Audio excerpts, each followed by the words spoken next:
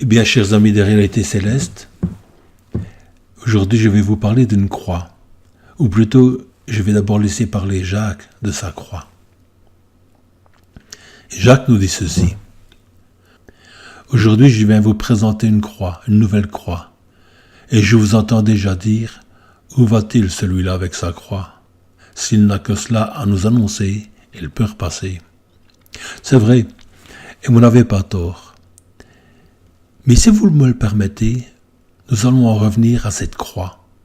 En somme, vous ne vous êtes jamais sans doute posé la question du pourquoi quelques gens se prosternent devant la croix. Eh bien, nous allons quelque peu en débattre, si vous le permettez. Certains le font parce qu'ils ont soit un merci, soit une demande à formuler. Mais jamais un merci sincère n'apparaît.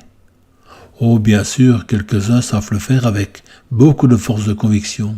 Ainsi, ils se disent plus que jamais, « Cela ne m'arrivera plus » ou encore « Tralalala et merci, merci ».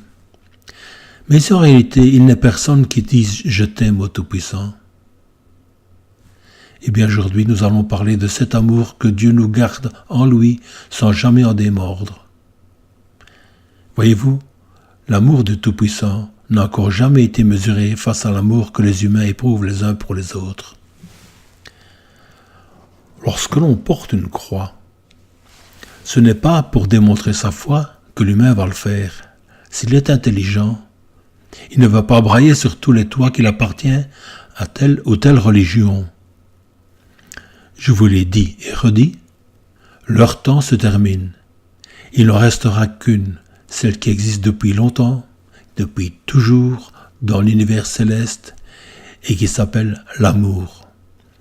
L'amour avec le grand A, celui que le Tout-Puissant rayonne et qui réchauffe le cœur de tous ses enfants. Mais de cet amour, l'humain n'en connaît que très peu de choses. Aussi, ce qui lui est demandé, s'il tient à s'exhiber aujourd'hui, c'est de montrer qu'il a compris que la nouvelle croix est un symbole qui unit tous ceux qui auront compris nos messages d'amour. C'est donc un symbole d'amour et rien d'autre. Daniel, quand tu verras quelqu'un qui en possède une, et même qu'il l'agite sous tes yeux, demande-lui bien s'il a compris sa signification. Ce symbole deviendra dans le cœur de chacun le témoignage qu'il a compris ce qui a été écrit dans notre livre. S'il applique son contenu, il aura vite montré à tous que désormais, il n'est plus question de faire partie des clans découpés par les religions, mais qu'il porte sur lui le témoignage qui démontre que lui aussi va participer à la sauvegarde de l'humanité. Cette croix est simplement un symbole d'unité céleste étendu à toute notre planète habitée et non plus réservé au monde céleste qui lui possède cet amour.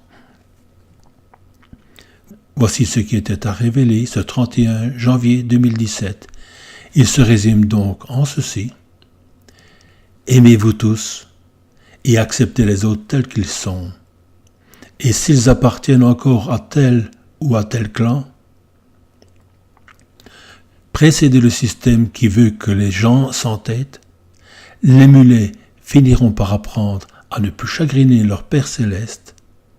Je pense que cette fois, Daniel, tu peux décortiquer la composition de notre croix. Eh bien voilà, chers amis, je vous présente donc la nouvelle croix dont il est question. Il s'agit donc de la croix jumelée, la croix du XXIe siècle. Elle voit donc le jour avec cette nouvelle ère des communications célestes qui reprend. Et si je dis qui reprend, c'est parce que les communications célestes avaient lieu au temps de la Grande Égypte. Si vous la regardez de plus près, vous retrouverez en elle la croix christique, qui est le symbole de la foi. Vous retrouverez la croix des Templiers et vous retrouverez la clé de vie des Égyptiens.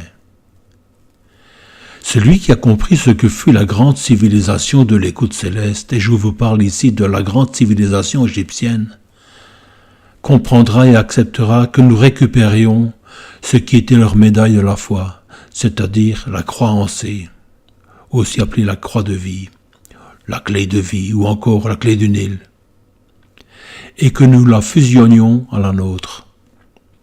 Ainsi, la médaille christique qui nous a toujours servi à nous les Templiers du Tout-Puissant se verra-t-elle dorénavant jumelée à la croix de vie.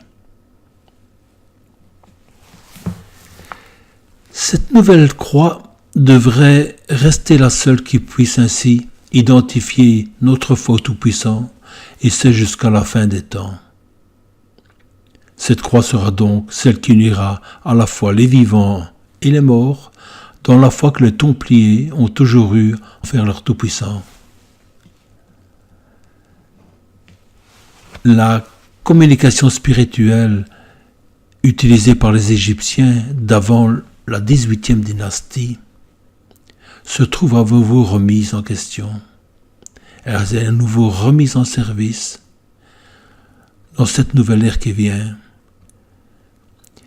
Si la communication a été suspendue pendant plusieurs siècles, c'est parce que ceux qui pratiquaient la communication ont outrepassé leurs droits.